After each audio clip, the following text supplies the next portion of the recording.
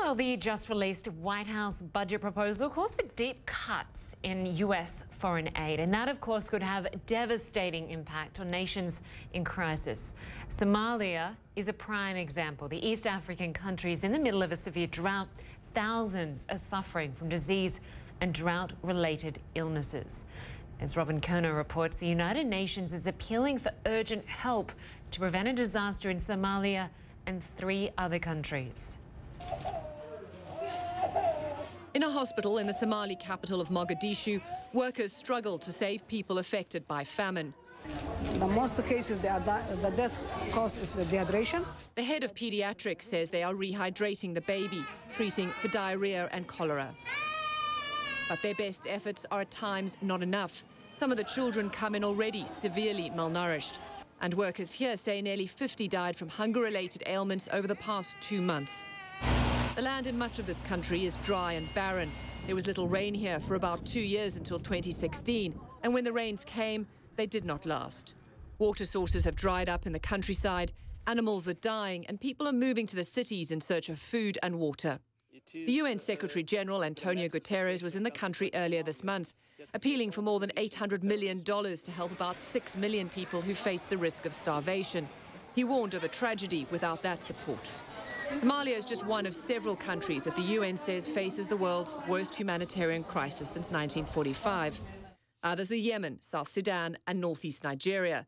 Now, more than 20 million people across 4 countries face starvation and famine.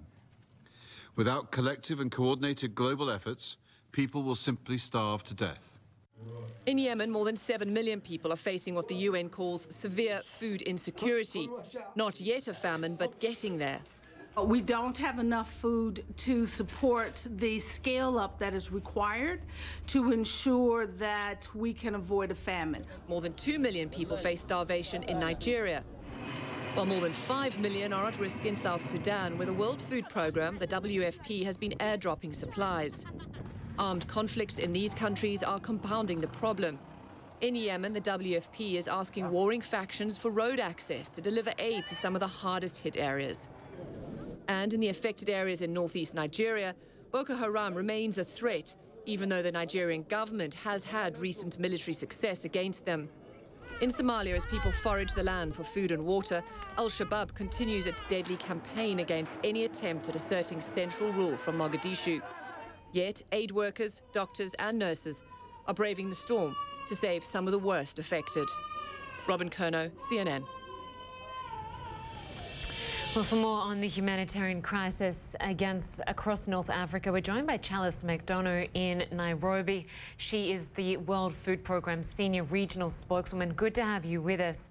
I understand you've just returned from South Sudan. Just describe for us what you've seen.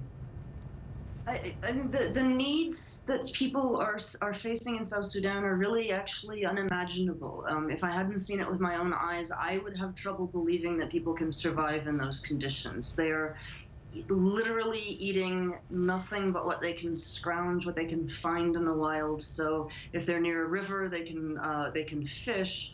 Otherwise, they're living on wild fruits and maybe water lily bulbs. Just sort of the most basic things are keeping people alive. And for too many people, they don't even have that. It's the dry season now, and so even those wild foods are drying up and becoming less available. And so unfortunately, people are already dying in South Sudan, and famine has been declared in 2 counties. There are up to 1 million people who are on the brink of starvation and could end up facing famine themselves. So really, we only have a small window of time to be able to respond, to get the food through those airdrops out to people so that they can have something to get by on month to month. And of course, it's not just South Sudan. At least 4 other countries on the brink of famine, 20 million people at risk of starvation. The US is talking about cutting foreign aid. What do you think of these cuts by the Trump administration that have been proposed? What could it mean for these countries? Well, the proposal, it could end up looking quite different by the time it comes through the budgetary process. And I think the administration has made clear that they will preserve funding for humanitarian assistance, which is important, and we're very glad to hear that. Because in these 4 crises, that we're facing in Nigeria, in Somalia, and South Sudan, and Yemen, if we're asking the world to do more in order to help us stave off a famine in the 3 countries that aren't yet in famine and try to turn around the famine that has already been declared and is happening on the ground in South Sudan. So we're asking the world to do more, and if there were actually cuts to the assistance that we're able to provide to people in those places, it would have a cost in human lives, and we really hope that that won't happen. It's not just the drought in some of these areas, but conflict that's causing major problems. How difficult is it for organisations to get aid to those people who need it most? Yeah, really, drought is a feature in Somalia, but the thing that all 4 of these crises have in common is conflict and insecurity. I mean, these are man-made crises, and so because of the conflict and insecurity, it is very challenging for humanitarian agencies to reach people. We do have the logistical capacity to do that. If we have the resources, there are a lot of obstacles we can overcome, but there are too many barriers to people being able to get the food assistance that they need, because it's not just a matter of reaching people once. We have to be able, once they're in this weakened condition, we have to be able to go back month after month after month and keep getting them food, because you don't just need food once, you need food every single day. How many people does the World Food Programme have working on this at the moment on the ground in those 4 countries?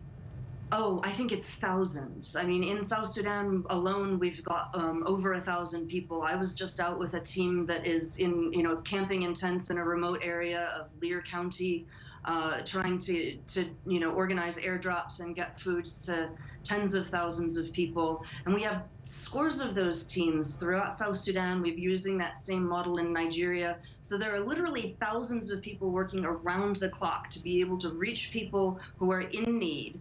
And it's really vital that we have that we don't have to cut back on our staff, and that we don't have to cut back on the airplanes, and that we can keep the helicopters flying so we can keep reaching people, because it is very clear to me that that effort is saving lives. And if we can't maintain that effort, if we can't scale it up, then it's going to cost lives. Challiss McDonough, great to have your perspective on all of this, and thanks for your hard work. We appreciate your time today. Thank you. Thank you.